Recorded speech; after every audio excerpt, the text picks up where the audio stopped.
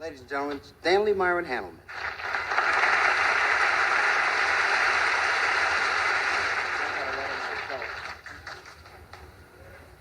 I'd like to read this letter. Read it. Other people get letters too. It says, Dear Stanley Myron Handelman, I am a farmer. I am 75 years young today. For the past 60 years, I worked on the farm, getting up each morning at 5 o'clock and working until sundown.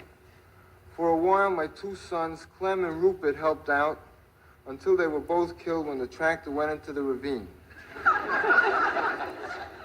My wife, who's been a helpless invalid for the past 17 years, just died the night before last when the whole farm burned to the ground. Now I have a lot of free time on my hands. I'd like to do some comedy.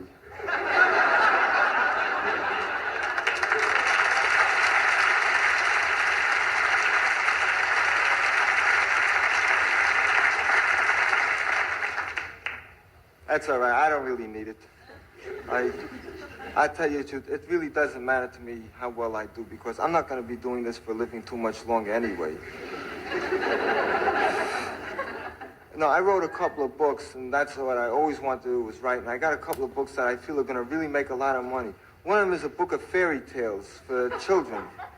And, there's a lot of books like that around, fairy tales, but they're all based on fantasy, and it's very harmful for the children because they don't know how to deal with reality when they grow up. So my stories are all based on reality. Like one of the stories about this princess. She's in a garden, she's watering the plants, maybe picking a weed or something, And all of a sudden, a little frog hops over, and he says, listen, if you kiss me, I'm going to turn into a prince. Because you know why? I was always a prince, but a wicked witch enchanted me, and she turned me into a frog. So she picks up the frog, and she kisses the frog, and then nothing happens.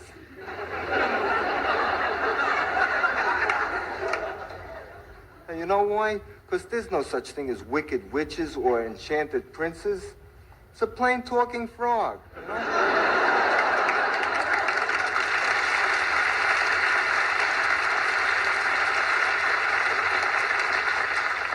That's nothing. That's just a light work. I wrote a much more serious thing, sort of a philosophical work. It's called A Physical or Metaphysical Witch. See, it's like the title is a question. Then you have to read the book to find out. And in the book, I explain that the true nature of reality isn't revealed to us through our senses, but rather through something much more deeper than that, or more basic, our very soul. Then it goes on to tell you how to get girls. I'll tell you the truth, that years ago, I couldn't have written a book like this. Because I had a lot of trouble getting girls myself. You'd be surprised, you can't tell me. I was always ashamed to ask a girl out, because I figured if she turns me down, I feel very humiliated, So I hit on a good idea.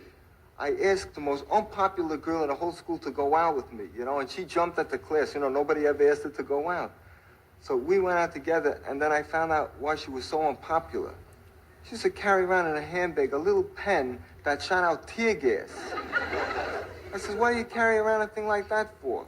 So she said, in case anybody tried to get fresh with her. I said, are you kidding? Who's going to get fresh with you? The next thing I couldn't see. Thank you very much.